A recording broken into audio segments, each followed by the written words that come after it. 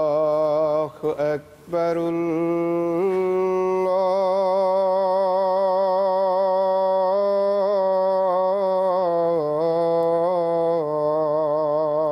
الله أكبر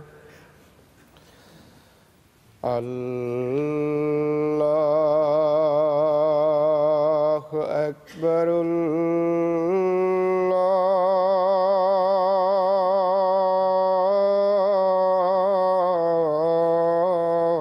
الله أكبر أشهد أن لا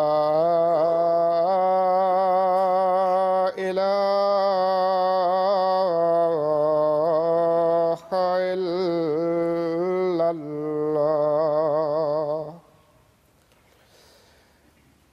أشهد أن لا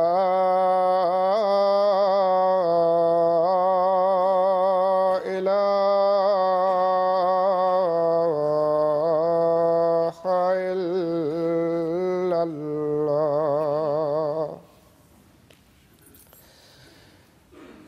أشهد أن محمدًا رسول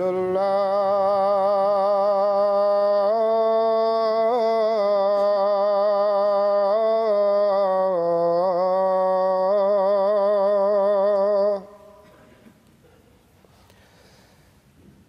أشهد أن محمدًا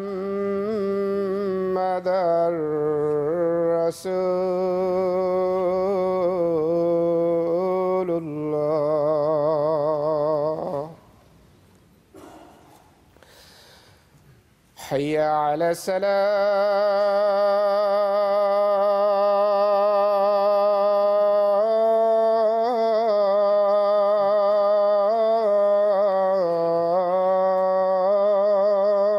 الصلاة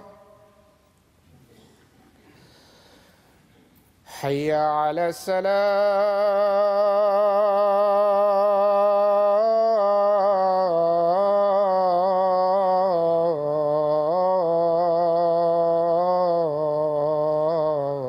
السلام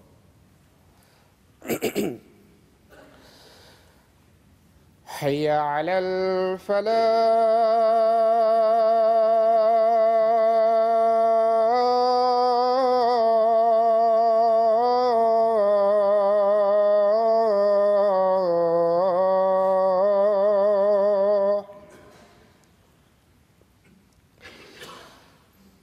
حي على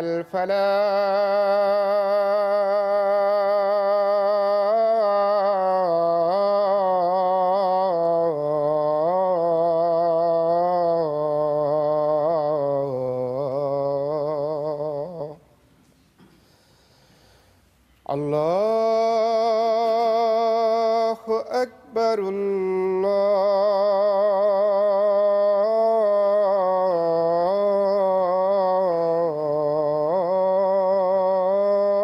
الله أكبر لا إله إلا الله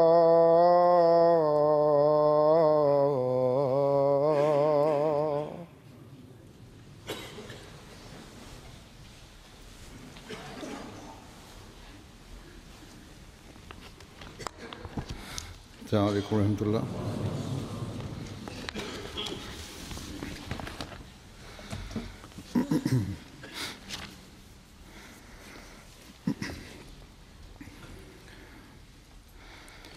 أشهد أن لا إله إلا الله وحده لا شريك له وأشهد أن محمدًا عبده ورسوله أما بعد فأعوذ بالله من الشيطان الرجيم بسم الله الرحمن الرحيم الحمد لله رب العالمين الرحمن الرحيم مالك يوم الدين إياك نعبد وإياك نستعين اهدنا الصراط المستقيم صراط الذين أنعمت عليهم غير المغضوب عليهم ولا الضالين كنتم خير أمة أخرجت للناس تأمرون بالمعروف وتنهون عن المنكر وتؤمنون بالله ولو آمن أهل الكتاب لكان خيرا لهم منهم المؤمنون وأكثرهم الفاسقون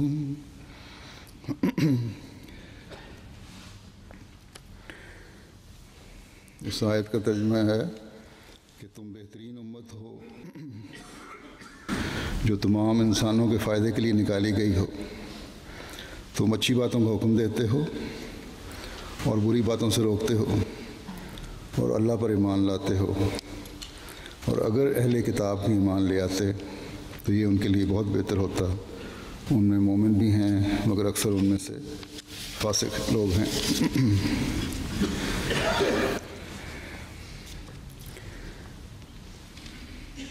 ये आयत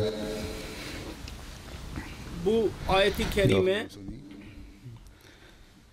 demin dinlediğiniz bunun hakkında daha önce de ben beyan etmiş bulunuyorum. Ancak bu öyle bir konudur ki, öyle bir nasihattır ki, öyle bir hatırlatmadır ki sık sık bundan bahsedilmeli ve değişik yönlerden bahsediliyor zaten. Yüce Allah, iman edenler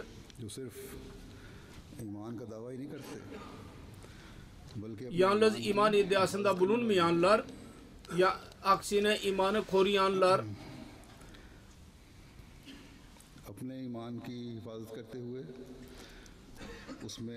ve onu koruyarak onu daha da pekiştirirler, kuvvetlendirirler.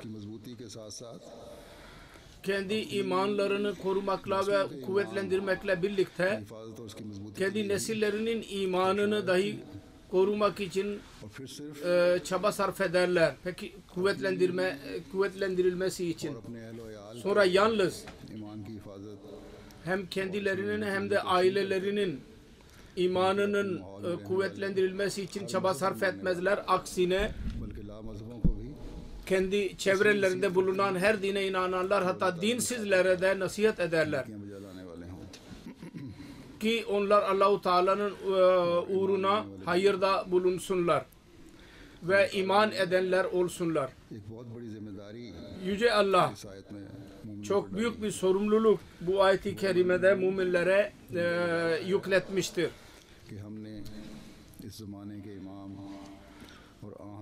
Müminlerin iddiası budur. Biz bu zamanın imamı ve Resulullah sallallahu aleyhi ve sellem'in gerçek aşığını, gerçek kölesine, hizmetkarını kabul ederek Yüce Allah'a olan inancımızı kuvvetlendirmişizdir. Biz onu ortaya koymuşuzdur. İddiaları budur.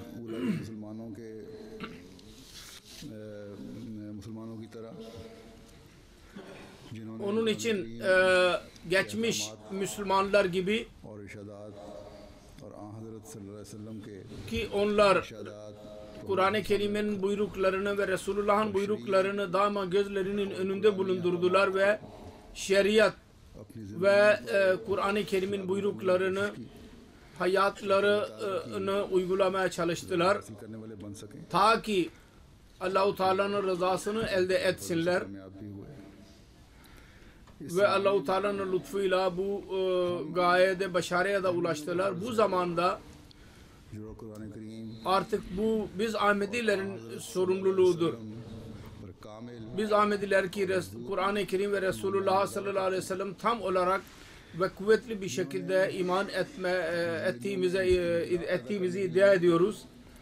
और कुरानी अहकाम Biz hayatlarımızda inkılap yaratmak için ve Kur'an-ı Kerim'in buyruklarını kendimiz üzerine uygulamak için zamanın imamı Mesih Mevud Aleyhisselam'ın beytine girdik. हम किस हद तक Bizim görevimizdir muhasebe edelim.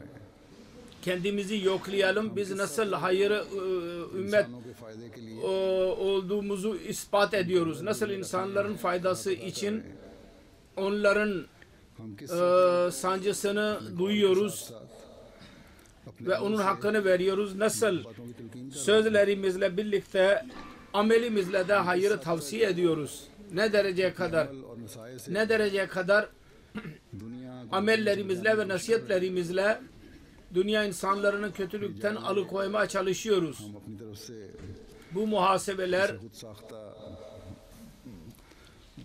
किसी किस्म का खुद साख्ता मयार बनाकर नहीं ले सकते। bir yapmacık bir ölçüyle muhasebe yapamayız. Bu muhasebeler जो आदर से मुकर फरमाया Hz. Resulullah sallallahu aleyhi ve sellem'in önümüze koyduğu ölçüye göre yapmalıyız. Ben ondan daha sonra bahsedeceğim. Ve biz bu muhasebeler yaparak पैदा करने की कोशिश करते रहेंगे, kalbimizde की रास्ते पर iyi गामजान रहेंगे। değişiklikler yaratmaya çalışırsak doğru yolda yürüyeceğiz inşallah Teala. Kavimlerin zevali साख्ता daima मयारों को सामने रखते हैं। जब वो kendi ölçülerini göz önünde bulundurdukları zaman başlar. Hava ve heveslerine kapıldıkları zaman başlar.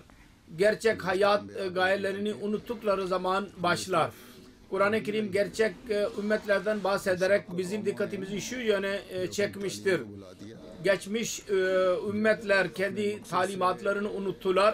रूगर्दानी करनी शुरू कर दी, तो फिर Gayelerinden yüz çevirdiler. या उनमें इतना बिगाड़ O zaman mahvoldular. कि असल Ya da o kadar bozuldular ki दात asıl talimat yerine उनमें राय bid'atler ve boş işler onların arasına girdi. Bu da manevi bir bozukluktur. अच्छाइयाँ बन गई, Kötülükler onların gözünde iyilik oldu. नजर में फरसूदा Pak तालीम बन गई, olmak ve haya मजहब की kötü sayıldı. तशरीहात हैं, Dinin kendilerine göre bir açıklamasını yapmaya başladılar. अम्बिया की तालीम को ही बदल कर रख दिया उन्होंने। Peygamberlerinin talimatını değiştirdiler. गलत Peygamberlerinin talimatı adına उनको तो yanlış ve istedikleri अम्बिया की तरफ मंसूब talimat o kitapların peygamberlere isnat edilen kitapların bir parçası haline getirildi. Bunun neticesinde बाकी नहीं रहा Yüce Allah, और ना ही अम्बिया का। Yüce Allah'ın kudsiyeti dahi onların kalbinde kalmadı ve peygamberlerin kudsiyeti dahi kalmadı. Manevi olarak onlar öldüler. में बसने वाली Aynı durum bugünlerde इसके अलावा batıda yaşayan kavimlerin durumu aynen böyledir. Ayrıca भी अपने İslam'dan önce ne kadar dinler bir peygambere isnat olunan ümmetlerin hali böyledir. Müslümanlara gelince कि उसने अपने bu Allah-u Teala'nın bir lütfudur. इस Ki आखिरी verdiği söze göre bu son şeriyet kitabını korumuştur.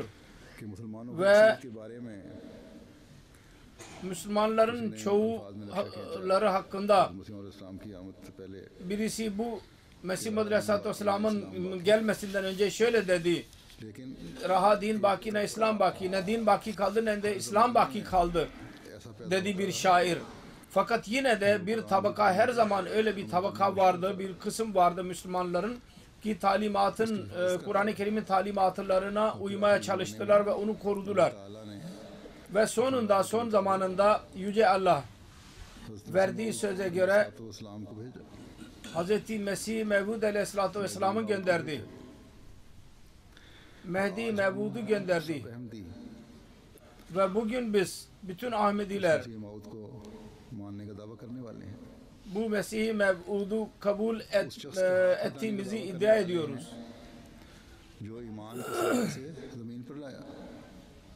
İmanı ülker yıldızından yeryüzüne getirene iman ettiğimizi iddia ediyoruz. Resulullah sallallahu aleyhi ve sellem'in dinini दुनिया के कोने कोने में asıl şekilde dünyanın bütün और जिसकी जमात ने yerlerinde yerleştirmeyi iddia eden imama biz inandık ve bu cemaat bunu yapacaktır inşallah Teala. इतनी खुशकिस्मती है Ne kadar şanslıyız biz. दुनिया के कोने Ne कोने mutlu bize. मसीह मोहम्मदी की Yüce Allah dünyanın bütün kenarlarında Mesih Muhammedi vasıtasıyla İslam dininin mesajını ulaştırma görevini kendisi üzerine almıştır. इस तकदीर इलाही का हिस्सा Ve bize buyurdu ki अल्लाह ताला ने फरमाया siz dahi Allah-u Teala'nın bu kaderinin bir parçası haline geliniz. Allah-u Teala dedi ki ben senin tebliğini dünyanın dört bucağına ulaştıracağım. सवाब में Siz de buna ortak olarak sevaba nail olursunuz. Sevabı elde edin. किस तरह इस इलाही तकदीर का हिस्सा बनना है Nasıl bu ilahi kaderin parçası haline geleceğiz? करके जो अल्लाह ताला Kendi hayatlarımızda bir inkılap yaratarak.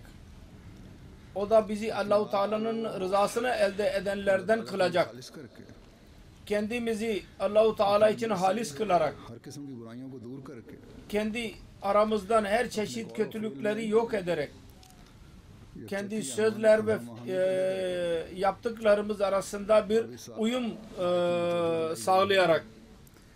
ये ऐसी Şimdi bu ayette bir dikkatimizi şu yöne çevrilmiştir.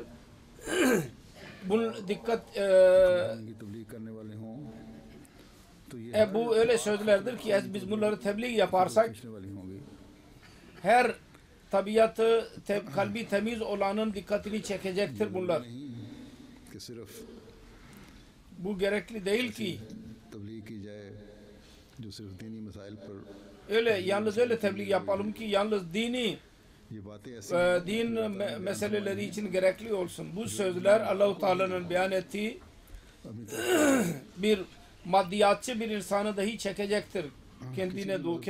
Kendine doğru. Hangi dinden olursa olsun, hangi dine inanan olursa olsun, उसके अंदर एक ahlak değerlerini arzu eder. Onun içinde bir pak bir tabiat vardır. अच्छी बातों को चाहती है Güzel ahlakı ister, güzel sözleri, güzel işleri sever. Hatta dinsizler dahi ve ateistleri dahi अच्छा ही कहेंगे güzel ahlakı करने वाले होंगे güzel diyecekler. बुरी बातों को Güzel amelleri güzel diyecekler ve kötü amelleri kötü diyeceklerdir. फरमाया अपनी इस जिम्मेदारी को Kısacası Yüce Allah buyurdu ki दुनिया के kendi sorumluluğunuzu anlayınız की रजा हासिल ve dünyanın faydası için नेकियों की Allah-u Teala'nın rızasını elde etmek için hayırı telkin edin हुकूक ve kötülüklerden insanları alıkoyun. İnsan kul hakkını vermeye onların dikkatini çekin वालों से ve kul hakkını gasp edenlerden bizar olduğunuzu, usanmış olduğunuzu, öyle amel etmenizi, onlara hayırlı amel etmelerini kendilerine tavsiye edin ve onları alıkoymaya çalışın. Fakat bunu yapmadan önce söylediğim gibi biz kendimizi muhasebe etmeliyiz. हम दुरुस्त करें तो हमारी बातों का भी असर होगा Kendi kalbimizdeki nizamı, kendi aramızdaki nizamı düzeltirsek o zaman durumumuz düzelecek ve kendi nizamımızı düzeltmek için daima şunu gözlerimiz önünde bulundurmalıyız ki Allah-u Teala benim मेरे हर अमल her yaptığım sözü ve söylediğim sözü ve yaptığım işi görmektedir. दुनिया को तो मैंने सिर्फ दुनियावी अखलाक पहले सिखाते हुए नेकी और बदी का तरीका बताना है Dünya insanlarını yalnız maddiyat Hatta inanan insanlara hayırı tavsiye etmeliyim ve kötülüğü tanıtarak ondan alıkoymalıyım. Ancak ben kendimi Allah-u Teala'nın bu buyruğunun altına koymalıyım. İtumenuna billah. Allah'a inananlar olmalı, nasihat ederler. Ve Allah'a inan gerçek ne zaman olacak? Ne zaman ki Allah-u Teala'nın rızası ve onun sevgisi bütün rızalardan ve sevgilerden üstün çıktığı zaman olacak. Yüce Allah şöyle der ki وَالَّذ۪ينَ آمَنُوا اَشَدُّ حُبًّا لِلّٰهِ Mümin inananlar Allah'tan da en fazla Allah'ı severler. İnsan hangi şeyi severse ona en fazla dikkat eder. Onun için iman iddiası varsa Allah-u Teala'nın sevgisi de üstün tutulacak. Ve Allah-u Teala'ya karşı sevgi olursa onun buyruklarına amel o zaman en önemli iş haline gelir. Biz kendimizi muhasebe edeceğimiz zaman bakıyoruz ki, görüyoruz ki hayri ümmet olmak yalnız iman ettiğimizi ilan etmekle olmaz. Bununla bizim gayemizi elde edilmez. Aksine Allah-u Teala'nın sevgisinde ileri adım atmak ile insan hayırlı ümmet sayılır. Allah-u Teala'nın rızasını elde etmek için hayırları nasihat edeceğiz ve kötülüklerden insanları alıkoyacağız, mani olacağız onlara. O zaman biz hayırlı ümmet olarak adlandırılacağız ve bu durumda bir mümin ileri adım atarsa gerçek bir mümin ilk olarak şuna bakacaktır: benim ettiğim nasihat bende de var mı diye bakacak. İnsanları alıkoyduğum kötülük bende de var mı acaba? Mutlaka düşünecek. Bir taraftan benim imanım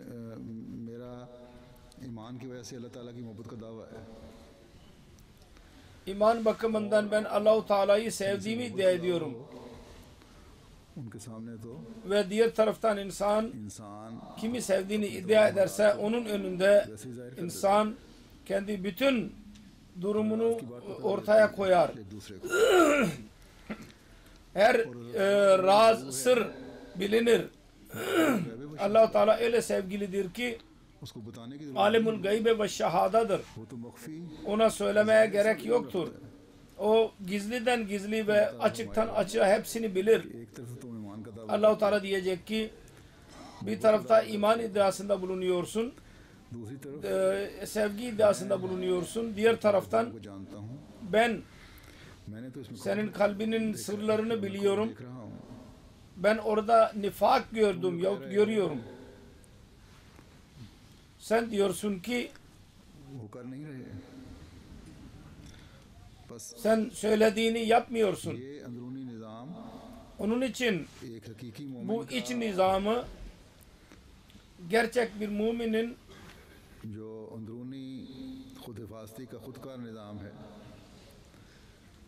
iç nizamı vardır kendisini korumak için. Onu doğru yola getirecek. Eğer Allah-u Teala'nın sözüne inanıyorsa, Allah-u Teala görendir, alimul gaybdir ve hazır gaybı bilendir, görendir. Eğer buna inanıyorsa o zaman bu onu doğru yola getirecek. Onun için eğer bu nizam etkili değilse o zaman mutlaka düşünmeliyiz. İmanımızın ölçüsü, seviyesi istenilen durumda değildir. Her toplumun kötülüğü bize bir aynayı göstermekte olur. Fakat bu ayna dahi insan Allah-u Teala'nın kalbinde Allah sevgisi varsa o zaman görecek. Eğer bu his yoksa, Allah-u Teala'nın sevgisi üstün çıkmazsa ज़्यादा गलबा हो toplum ve maddiyat daha üstün çıkıyorsa जाते हैं। o zaman kötülükler ve hayırın ölçüleri değişir. की बाद रवायात हैं हज़रत मसीह मौद अलैहिस्सलातु Cemaatin bazı gelenekleri vardır. Hz. Mesih Mevd Aleyhisselatü Vesselam मुख्तलिफ़ वक्तों में इस्लामी तालीमात की रोशनी ve halifeler değişik zamanlarda İslami talimatın nuru ışığı altında onları yerleştirmişlerdi cemaat arasında. बातों को जमात में दाखिल होने से रोकने के लिए Bazı sözleri cemaate girmekten alıkoymak için sert davranıldı ve davranılıyor. हकीकी मोमिन का Gerçek şudur ki gerçek bir müminin रूह पर अमल करना hayat gayesi hayıra uymaktır. Hayırı benimsemek, hayıra göre davranmak gereklidir. Bu olmadan hayırı tavsiyede bulunamaz, बस जब ज़माने iyilikten alamaz. इसलिए मंसूब हुए कि हम Zamanın imamına करेंगे biz isnat olduk ki kendi aramızda iyilik yaratacağız ve hayırlı ümmet olacağız. O zaman kötülüklerden mutlaka uzaklaşmalıyız. बन सकते बल्कि नेकी Biz kendimiz hayırın ölçüsünü yaratamayız. जो इस्लाम Hayırın ölçüleri Kur'an-ı Kerim'in talimatına göre इस ज़माने में हमें हज़रत मसीह मौद अलैहिस्सलाम से bu zamanda Hz. Mesih Mevd Aleyhisselatü Vesselam'ın अल्लाह ताला से हिदायत bize öğrettiğidir. और Yüce Allah'tan, o da Yüce Allah'tan hidayet alarak bize söylemiştir. फरमाई Ve cemaate raiç onu yürürlüğe koymuştur. चीज़ है ये कहूँ बहुत अहम बात Bu çok önemli bir iştir. हर अहमदी को Çok önemli bir sözdür. Her Ahmedi bunu iyi bir şekilde anlamalıdır. एक जमात Geçenlerde खिलाफी तालीमी सिलसिला bir cemaat arasında शादी पर बाज़ हरकत हुई talimatın इसकी वजह से मैंने उन लोगों cemaatin talimatına aykırı olarak bir düğünde bazı işler yapıldı. Ben de onlara tazir verdim, ceza verdim. Onlardan bazı öyle insanlar vardı ki din bilgisine sahip değildiler. Geleneklerden de vakıf değildiler. Bir üzür değildir bu. Her Ahmedi को करना चाहिए और इसके लिए वसूल की कोशिश करनी चाहिए gerçek imanını bilmeli, ona göre hareket etmeli. भी थे Ancak दीन का इल्म onlardan öyle insanlar dahi vardı ki जमात din bilgisine sahiptirler, जमाती cemaate hizmet ederler, तालीमात को जानने वाले भी cemaatin gelenekleri ve talimatlarından vakıftırlar. उस शादी में शामिल हो Onlar dahi मुदाहनत दिखाई o düğüne ortak olarak zaaf gösterdiler वहाँ बैठकर ve kötülükten alım koymak bir yana orada oturarak her şeyi gördüler. या इसके Oradaki boş işleri gördüler पर अमल करते ve tanhavuna anil munkare bağlı kalacaklarına o kötülüğün parçası oldular. Buna ortak oldular. Sonra bana yazdılar ki biz efendim onların ıslahı için ortak olduk. Bu ne ıslahtır? जो दिलाई Ne onlara dikkat ettiler kötülükten alıkoymak için ne de hayırı nasihat ettiler. Eğer hayırı nasihat ettilerse başka bir konuda. कि बुराई Bu ne ıslahtır? Ki başka bir çeşit kötülük yapılmakta olur. Onu görerek ona ortak oluyorlar. जो पता नहीं Ve derler ki biz hayırı telkin ettik. लेकिन अगर Acaba yapıldı mı yapılmadı mı o da belli değil. Eğer yapıldıysa da बुराई को रोकने के लिए नहीं की गई बल्कि और किसी को रोकने की तलकीन की o kötülüğe amani olmak için değil başka şekilde nasihat edilmiştir. Bu da şöyledir ki देख लें bir hırsızlık yaparken biz onu görürsek ona mani olacağımıza, onu yakalayacağımıza başkasının zararına mani olmaya çalışmaktan उससे कह दें çalışacağımız yerine ona yardım edelim ve daha sonra diyelim ki सच doğruluk güzel bir şeydir. लेकिन Doğru söz söylemek güzeldir tabii. नेकी की तलकीन Ancak o an या उस बुराई से रोकना hayırı telkin चोर को चोरी से yahut o kötülükten alıkoymak, hırsızlıktan alıkoymak idi. Asıl hayır. ईमान है Onun için eğer Hz. Mesih Mevd Aleyhisselatü Vesselam'a imanınız varsa toplumdan bir Ahmedi korkmamalı. रखना जरूरी है Aksine dini üstün tutmak gereklidir. Siz kendi çocuklarınızı ve kendisine inananlar için şöyle duada bulunmuştur. Deccal'ın korkusu bunlara yaklaşmasın. Batı'da yaşayanlar Deccal korkusuna kapılırlarsa ondan sonra ne baki kalır? Bu olayı da birçok insan ortak idiler. Söylediğim gibi bana dendi ki birçok insan vardır. Cemaat arasında huzursuzluk söz konusu olacak. Onlara dedim ki ceza mutlaka verilecek. Eğer cemaate huzursuzluk varsa bazı kimseler ayrılıyorlarsa, gidiyorlarsa gitsinler. Ben asla aldırış etmem. Ancak İslamiyet'in talimatı ne? Mesih Muhammed Aleyhisselatü Vesselam bize ne öğrettiyse o olacak. Kötülükten uzak durmak.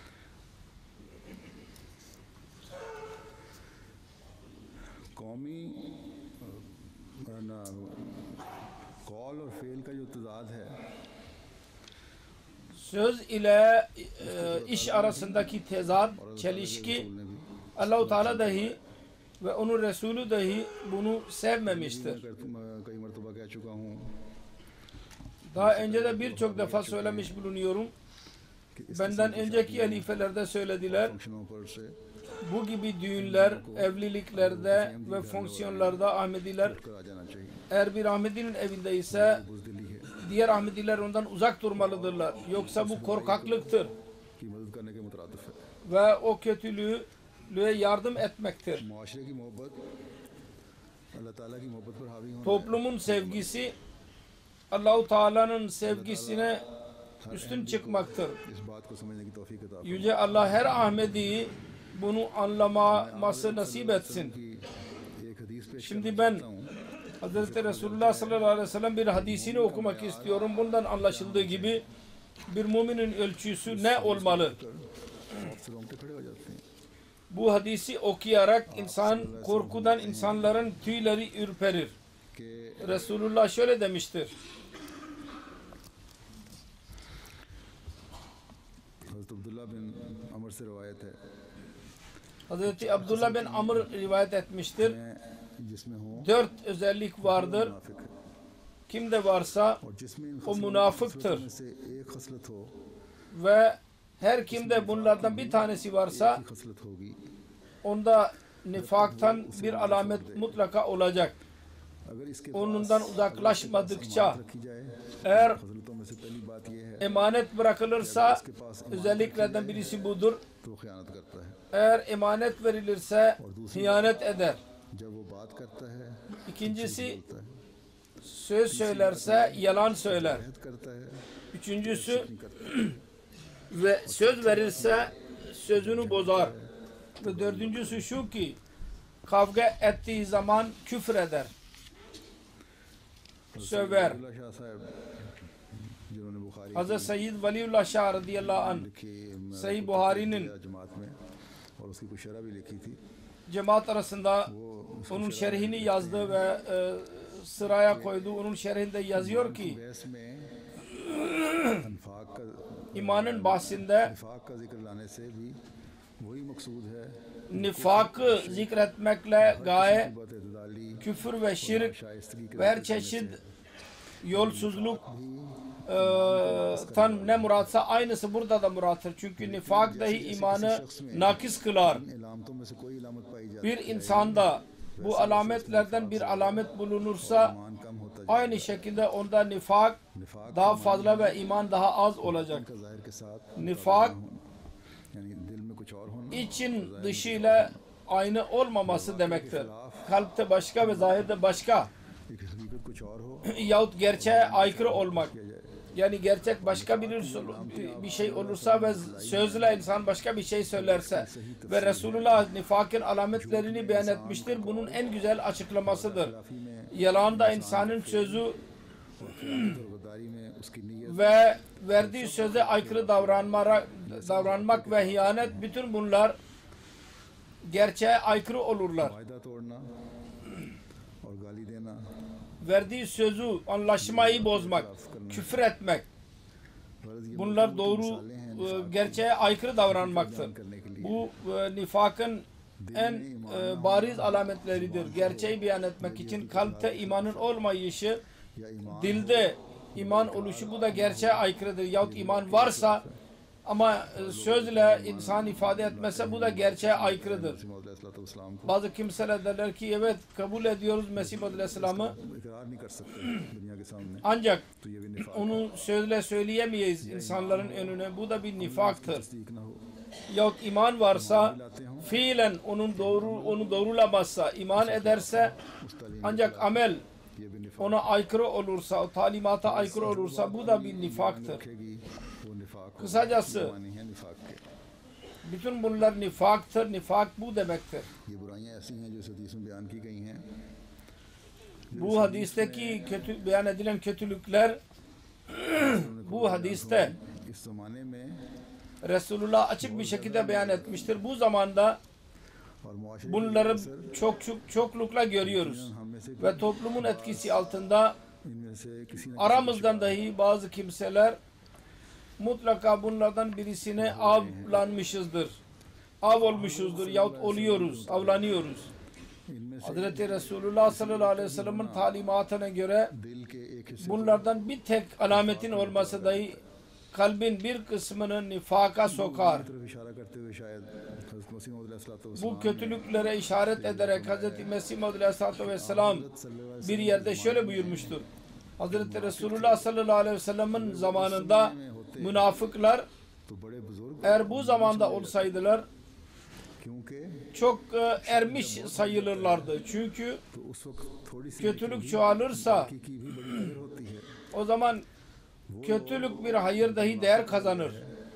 असल में वो Münafık olarak isimlendirilen aslında büyük eshapların önünde münafık idiler. लेकिन हमें याद रखना चाहिए कि हज़रत मसीह मौद Ancak biz unutmamalıyız. हमारे Hz. Mesih Aleyhisselatü Vesselam'ı kabul ettikten sonra bizim ölçülerimiz daha da yükselmeli. Diğer Müslümanlardan उस ज़माने के bizim için कमज़ोर ईमान या बाज़ o बातों में zamanın zaaf imanları, imana sahip olanlar नहीं है। yahut bazı konularda zaaf gösterenler örnek değildir.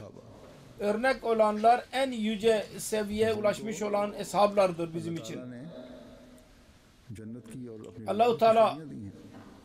onlara cennet ve rızasını müjdelemiştir. Müjdesini vermiştir. और उसके रसूल Onun için biz o yüksek seviyeye ulaşmalıyız. Resulullah'ın sevdiği seviyeye ulaşmalıyız. ताला होने चाहिए। Bizim emanet ölçülerimiz en güzel olmalı. मानते हों जमाती Kavmi emanet olsun, या ज़ाती मानते हैं, cemaat bakımından emanet olsun yahut kişisel emanet olsun. Hepsinin hakkını vermeliyiz. हम किसी सरकारी दफ्तर में काम कर रहे हैं तो कदर नज़र इसके Biz bir resmi büroda çalışıyoruz. हमारा अपना Diğerler nasıl davranıyorlar? वो होना चाहिए Bizim जो दूसरों से emanet ölçümüz, seviyemiz diğerlerden daha üstün bizi çıkarmalı. तो एक अहमदी का नमूना हो। Özel şirketlerde çalışıyoruz. Ahmedi bir örnek olmalı orada. आज हम बड़े Diğerleri onu ayırsın. Bugün biz iftiharla yabancılara anlatıyoruz. दूसरों से बेहतर है, Ahmedilerin emanet ölçüsü diğerlerden daha iyidir. कोई फ़ख्र की बात नहीं है। Ancak yalnız iyi olmak bir iftihar vesilesi değildir. ये फ़ख्र की बात है कि आला तरीन मायार हो। İftihar olan şudur. En yüce yüksek ölçü olsun. Üçüncü dünya ülkesinde ilerleme hızı hemen hemen yoktur, hatta olumsuzdur. Sebebi de हर शोबे में şudur ki emanette और हर सब her konuda ve her yerde ve her ölçüde, her seviyede hıyanet edilmektedir. Pakistan mesela iftihar ediyor ki biz Müslüman ülkeyiz. Ancak yeni मालिक में sayılara göre से बढ़ गया। rüşvet इसी तरह बात onun alan ülkelerde onun seviyesi daha da yükselmiştir. Bazı diğer İslam ülkeleri vardır. जिनके हाथ में इख्तियार Yahut bazı Müslüman ülkelerin Müslümanlarıdır. Onların elinde yetki vardır. Fakat ihanet ediyorlar ve ihanette daha da ileri adım atıyorlar. खैर उम्मत बन जाएं, Yalnız Müslüman olmakla hayır ümmet mi olacaksınız? नाफिज करने का ऐलान करने से खैर उम्मत बन जाएं। İslam yasalarını yürürlüğe koymaya ilan etmekle mi hayır ümmet olacaksınız? एक दो Bunlar da नहीं है, बल्कि तमाम bir iki kötülük söz konusu değil. लेकिन फिर Bütün kötülükler vardır. Ancak yine de onlar mümindirler. वो उनकी नज़रों में काफिर है। Ve gerçek müminler onların gözlerinde kafirdirler. आजकल के ऐसे ही नाम नेहाद Bugün के बारे में ki öyle sözde अलैहिस्सलाम müminler hakkında Hz. Mesih Maud Aleyhisselatü Vesselam şöyle buyurmuştur. मुनाफिकीन Hz. Resulullah sallallahu aleyhi ve sellem'in zamanının münafıkları dahi bu sözde Müslümanlardan daha iyiydiler. करने के लिए और उस Onun için emanetin en yüksek ölçülerini, seviyelerini yerleştirmek için ve emaneti korumak için वसल्लम थे एक अहम Resulullah onun emini idi. Bir Ahmedi'dir सही हक अदा कर सकता है, ancak हक अदा करना चाहिए gerçek hakkını verebilen ताकि खैर उम्मत ve hakkını vermesi lazım ki hayırlı ümmet olarak adlandırılsın. Bu hak eda edilirse इस बिगड़े हुए मुआशरे में अपने bu नमूने कायम bozuk toplumda kendi örnekleri sürerek bu hak verilecek. और आ हज़रत सल्लल्लाहु अलैहि वसल्लम Topluma nasihat ederek जिस इमानत को लेकर Hz. Resulullah sallallahu aleyhi ve sellem bir emaneti getirdiydi. खुदा ताला का तौहीद का पैगाम पहुंचाना था, O da dünya insanlarını Allah-u Teala'nın tevhid कुल इबाद की अदायगी थी। tek oluşunun mesajını vermek idi. Kul hakkı ve Allah hakkını vermek idi. इमानत है जो आज एक अहमदी के ज़िम्मे लगाई गई है। Emanet budur. आज Ahmadi Bir Ahmediye tevdi edilen इस इमानत का भी her kim bu gün dahi bu emaneti tin emini olmalı. Ahmedi hepsinden daha fazla ve ilk olarak bu gaye için नफ्स की इसलाह से kendi nefsinin ıslahı için हक अदा करने की कोशिश करनी चाहिए। ıslah ederek bu emanetin hakkını vermesi lazım. ये करने करके Kul hakkı ve Allah hakkının vererek अपने Allah hakkı ve kul hakkını vererek bunun hakkını vermeliyiz. Çocuklarımızı terbiye ederek bu emanetin hakkını vereceğiz. Ki अगली नस्लों bu hakları vermek ruhu gelecek nesile dahi muntakil ona da girsin. Sonra Resulullah sallallahu aleyhi ve sellem münafığın bir alametini daha beyan etmiştir ki o yalan söyler. मिलानी होगी। Söylediği söz daima doğru olmayacak, daima içine yalan karışmış olacak. Ne kadar büyük bir uyarıdır yalan söyleyenler. Eğer bakarsak और ये तजाद bu iş ile söz arasındaki çelişkidir ve bu çelişki nifaktır. Bir tarafta Allah-u Teala'ya iman ettiğimizi iddia ediyoruz. Diğer taraftan जो गोया yalan vardır. मुकाबले पर ला खड़ा किया। Sanki yalan Allah-u Teala'nın önüne getirilip konmuştur. Onun için Allah-u Teala बयान फरमाया yalan ve putperestliği bir yerde beyan etmiştir. Yalan ve şirkten aynı yerde bahsetmiştir birlikte. जमा हो जाए Bir ayet-i kerimede. Her kimde bu iki söz şey olursa वो मुशरिक है।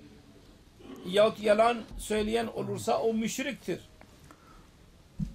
और अगर अल्लाह ताला पर ईमान के दावे के साथ Eğer Allah-u Teala'ya olan imanın iddiasıyla birlikte बड़ा वाज़ेह है, हर एक जानता yalan varsa है ये गलत बयानी है। herkes bilir ki bu yalancılıktır ve nifaktır.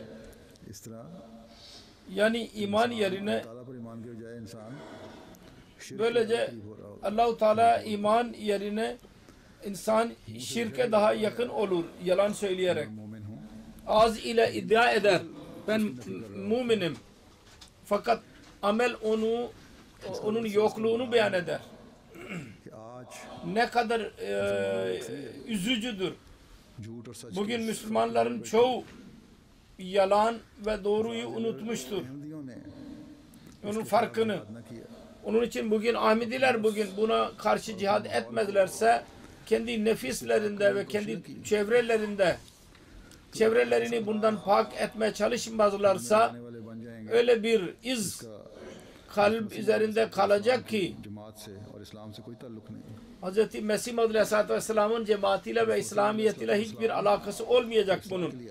Hz. Mesih Maud Aleyhisselatü Vesselam ıslah için geldiydi. Şeriatı yürürlüğe koymak için geldiydi. Allah-u Teala'nın rengini insanlara vermek için geldiydi.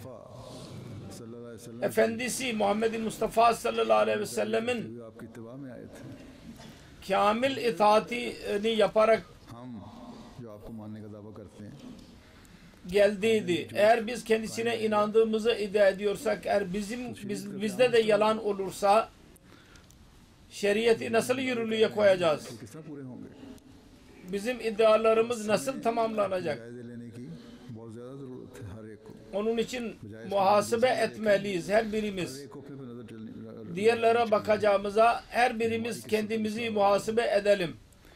तीसरी इलामत Biz nasıl ne derecede ıslah ediliyoruz? Üçüncü alamet şudur. ने मुनाफिकी की जा Hazreti Resulullah sallallahu aleyhi ve sellem मुआहदे कर münafığın तो गद्दारी करता है söz verirse, anlaşma yaparsa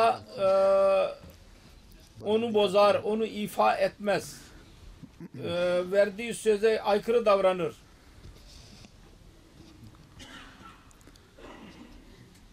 और आजकल यही दुनिया में हालात हैं Bugün dünyada durum böyledir. रोज़मर्रा के मामलात में İşlerde, कौमी सतह पर günlük muamelelerde kavim जा सकता bakımından öyle एक तजारत का मुआहदा और उसमें इतनी खयानत और बदअहदी है kötü bir durum var ki से बाहर है insan düşünemez dahi. Bir iş yapıyorlar, o kadar fazla वाले नहीं aldatıyorlar ki से हम अच्छा बासमती चावल al aman. भेजते हैं Pakistan'dan bir basmati pirinci bütün dünyaya gönderiyorduk. Onunla इसमें IRRI arasına öyle bir yol koyduk. होता है Vardı ki मोटा चावल की एक किस्म basmati çavıl değil, वो इस तरीके से डालते हैं iri adlı bir pirinç öyle koyarız ki hiç kimse onun farkına dahi varmasın. कि इससे Ve aldırış etmiyoruz. तिजारत पर भी असर पड़ेगा Eğer bilirlerse ticaret dahi bozulur. Ve en fazla şu ki ülkenin adı çıkacak. जो किए जाते हैं Sonra böyle birçok iş vardır. Yapılır. Yalnız verdiği söze aykırı davranmak değil, hıyanettir, yalandır. ये बदअहदी कर रहे होते हैं Birkaç parayı elde etmek için verdikleri sözü bozarlar. सूब हो रहे हैं Aykırı davranırlar ve Resulullah sallallahu aleyhi ve sellem'e isnat edildikleri halde Resulullah bizden ne beklemiştir? अपना उसवा क्या कायम किया Ticarette zaten söz konusu değil. Resulullah'ın örneği neydi? जंगी मुआहदात में भी और आम मुआहदात में भी Ve कि किस तरह savaş anlaşmalarında ve genel anlaşmalarda da nasıl onu yerine getirdi? Dünyanın hiçbir anlaşmasında onun bir örneğini bulmak mümkün değil. Mesela Hüdeybiye anlaşmasında yazılıyordu. कि मक्का से आने वाले Sözlü olarak şartları अपने वापस kabul orada karar veriliyordu. दिया कुफार के मुतालबे Tam o sırada gelen bir hesabı kafirlerin isteğine göre geri gönderdi. ने कहा कि अभी तो शरायत लिखी नहीं गई Ona demedi ki daha biz şartları yazmadık. जुबानी हो चुका Geri gitmeyecek. आपने हमारा ठीक है तुम Sözlü olarak kabul edilmişti. Yazılıyordu. Onun için dedi geri git dedi. जाने से Biliyordu खतरा है ki geri gitmesiyle canı dahi tehlikeye girebilir. Fakat Resulullah'ın ölçüleri böyleydi. आज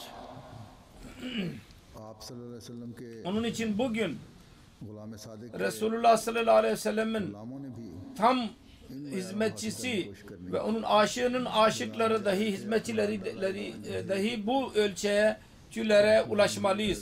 मकई की जो भी Çarşıdan geçiyordu. नजर आई Orada दे रहे हो mısır vardı. Bir yığın elini içine koydu ve baktı ki yaştır.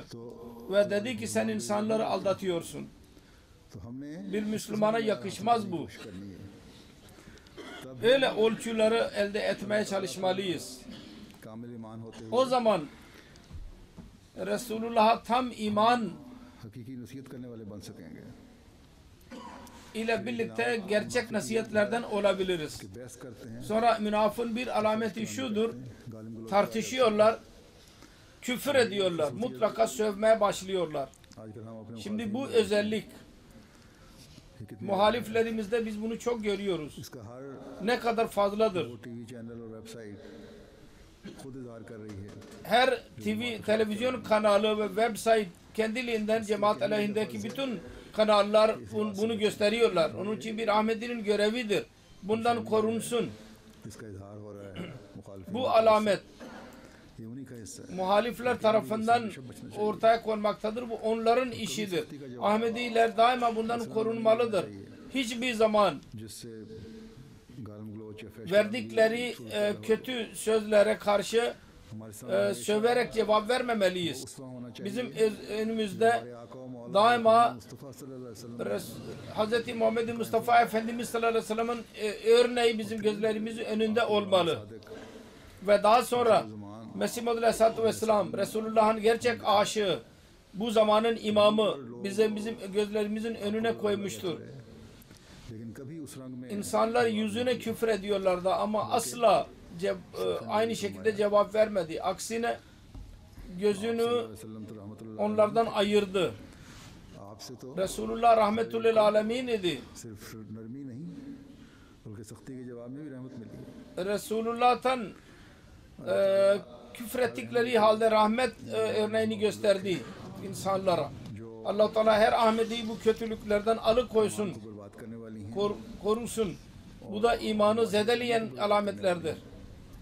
Ve toplumun emniyetini yok edenlerdir bunlar. में Biz daima gerçek manada tamuruna bil maruf ve tenhauna anil munkar buna amel edenler olalım. मुसलमानों की अक्सरियत में Bugün maalesef Müslümanların çoğunda bu hastalıklardan dolayı Müslümanların ismi kötüye çıkmıştır. ख़यानत Bu yalancılık माहिदों को ve emanete ihanet etmek ve anlaşmalara riayet etmemek यही चीज़ है जिसने मुल्कों के अमन बर्बाद करती हैं budur ülkelerin emniyetini yok etmiş olan. हुकूमतों और सियासत Müslüman ülkelerin çoğunda hükümetler ve politikacılar जंग की सूरत ve insanlar arasında bir savaş söz konusudur. Bu nifak neticesindedir bu. हज़रत सल्लल्लाहु अलैहि वसल्लम ने फरमाई है Resulullah sallallahu aleyhi ve sellem bunun alametini beyan etmişti. Ve bundan istifade ederek मुल्कों में गैर मुसलमानों bir nifak söz konusu olmuştur ülkelerde. Gayrimüslimler İslamiyet aleyhinde beyhude konuşmaları fırsatına ele geçiriyorlar. एक यहूदी ने एक आलम लिखा İsrail'in bir gazetesinde bir Yahudi bir köşe yazarı yazdı köşede. İslamiyet'in talimatı zaten barıştan yana değildir. ये वादे है Ve bu Müslümanların amellerinden açıktır ki İslamiyet'in talimatı emniyete aykırıdır. Eğer या ईसाईयत में emniyet varsa Yahudiyet de vardır, Yahudilikte yahut da Hristiyanlıkta vardır. Eğer Müslümanlarda bir varsa da थोड़ी अकलियत है जो अमन की बात करते çok küçük bir ekalliyet de vardır. हैं कितना बड़ा Emniyetten söz eden. वो लोग Ne kadar जिनकी तालीम üzücüdür bu. सख्ती की तालीम Talimatlarında açık olarak şiddetten bahsedilmiştir, yazılıdır. इस्लाम की तालीम Müslümanların amelinden dolayı İslamiyet'in talimatını inkar ediyorlar तालीम पर एतराज़ कर रहे हैं और उंगली उठा रहे हैं ve itiraz ediyorlar. हम अहमदी इस बात पर तो खुश नहीं हो सकते Biz Ahmediler कि अगर bundan sevinemeliyiz. Sevinemeyiz. है या एक ग्रुप मुसलमानों की Azınlık biz miyiz yahut başka bir grup vardır Müslümanlar arasında da. तो ये हम इस बात पर खुश हो जाएं Biz bundan sevinmemeliyiz. Biz bundan sevinemeyiz. बदनाम Biz ekalliyat biziz ve emniyetten bahsediyoruz. Hayır. Bundan sevinmemeliyiz. Biz ne zaman sevineceğiz? Ne zaman Müslümanların çoğu ये इस्लाम की तालीम hakkında denecek ki bunlar İslamiyet'in talimatı neticesinde sevgi देने वाले हैं ve emniyet mesajını verenlerdir. इस्लाम की तालीम पर ये घिनौना इल्ज़ाम है İslamiyet'in talimatına göre bu büyük bir suçlamadır. Ve bunu yapıyorlar ve yapmaya devam ediyorlar. ve Müslümanlar asla aldırış etmezler. इंतहाई तकलीफ दे अमर है। Bizim için bu çok eziyet vericidir. हमारी खुशी, जैसा कि मैंने कहा, एक अहमदी खुशी तो उस वक्त होगी Söylediğim gibi जब दुनिया ये कहे bir Ahmedi ne zaman sevinecek, ne zaman dünya derse ki Resulullah sallallahu aleyhi ve sellem'in talimatı barış ve sevgi ve kardeşlik talimatı idi. Ve yalnız bu talimattır ki कि जिसके बगैर o kadar güzeldir ki bu olmadan emniyet dünyada barış olamaz. Onun için bizim görevimizdir. Dua edelim. अकल दे Yüce Allah की रंग में Resulullah'ın ümmetine akıl versin ve gerçek manada hayırlı ümmet olmanın hakkını versinler ve biz de gerçek manada görevimizi yerine getirenler olalım. गुज़श्ता खुतबे में एक मैंने हवाला पेश किया था Geçen hutbemde ben bir referans vermiştim. Onu açıklamak istiyorum. कि अबू लहब का हवाला था कि Ebu Lahab जो महासलम से सलूक करता था उसकी वजह से उसको Hazreti Resulullah'a kötü davranıyordu ve onun neticesinde kurtlar kendisini yediler. तो उसमें Kendisine saygısızlık yaptığından dolayı गलती थी जो उसकी इसलाह आज करना चाहता हूँ। अमूमन तो मैं bugün o bir hataydı, onu düzeltmek istiyorum. Genellikle ben referanslar, Kur'an-ı Kerim ve hadisleri लेकिन ये kontrol ediyorum yahut kontrol ettiriyorum. हमारे Fakat bir literatürümüzde bir konuşma vardı bizim ulemalardan. Ben oradan aldım. Mutlaka doğru olacak diye düşündüm. O doğru değil.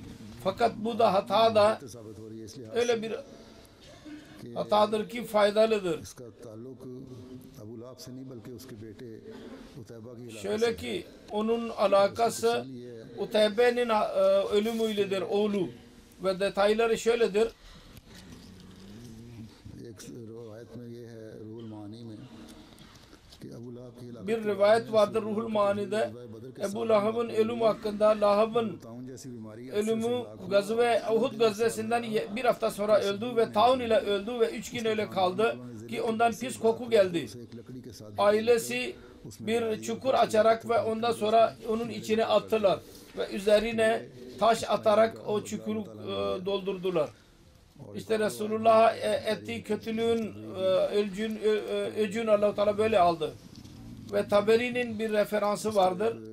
ऐसे तला किया जिसकी वजह से वो मर गया और उसके दोनों Bir çıban başı çıktı, öldü यहाँ तक कि ve onun 2-3 ölüleri defnetmediler. Ondan sonra da pis koku yalmaya başladı ve ondan sonra da söylendiği şekilde defnedildi.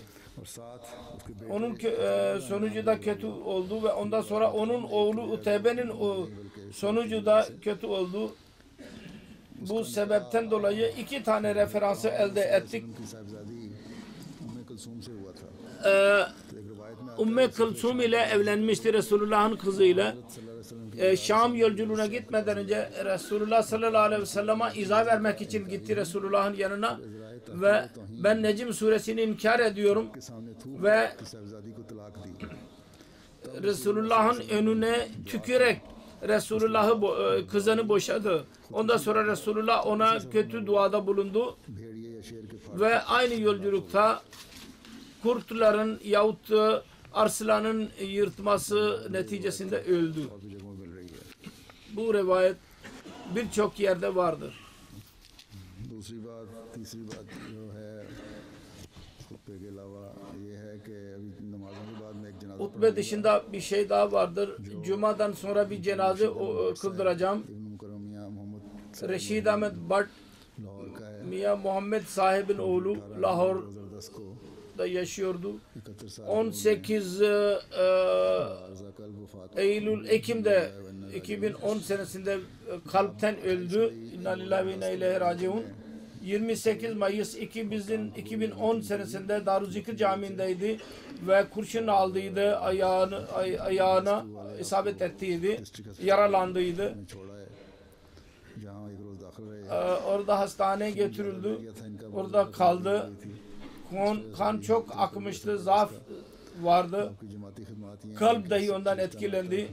Cemaatin hizmetleri şöyledir ki Rişte Nate Zayim Ansarullah görevini yaptı. Teheccüd namazını kılan, rüya ve küşuf gören, davet ilallah hissinde bulunan çok ihlas sahibi bir Ahmediydi. Homopati dahi biliyordu. Kendi evinde bir kamp kurarak insanlara ilaç verirdi.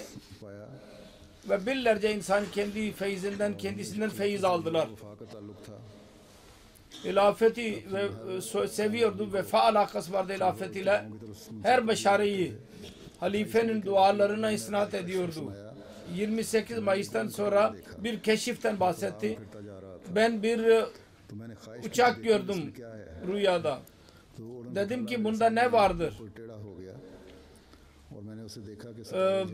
Doğruldu benim önümde ve baktım ki orada yıldızlar vardır.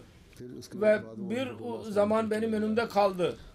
Ondan sonra gökyüzüne gitti. Ve dedi ki kalbime dedi ki bu şehitlerdir. 28 Mayıs'ta camide şehit edilenler. Birkaç gün sonra ben hutbede zikrettim. Daha da teselli buldu. Allah-u Teala derecelerini yüceltsin ve onun akrabalarına sabır nasip etsin ve hafsala versin.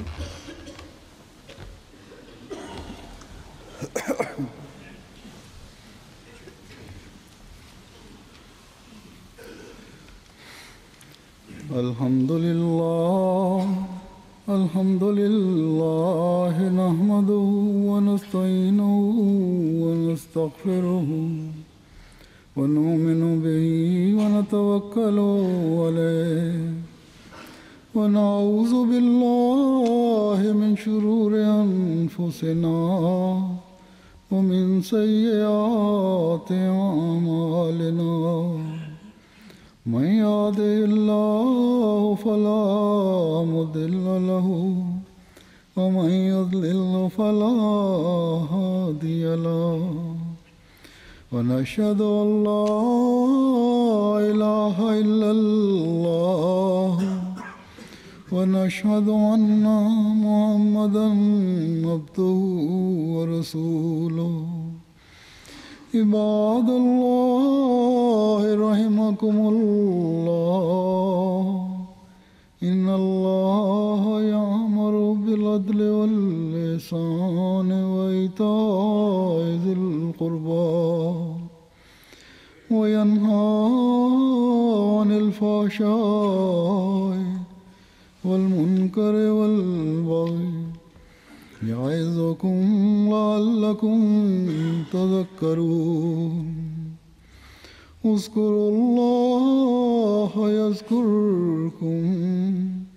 وادعوه يستجب لكم ولذكر الله أكبر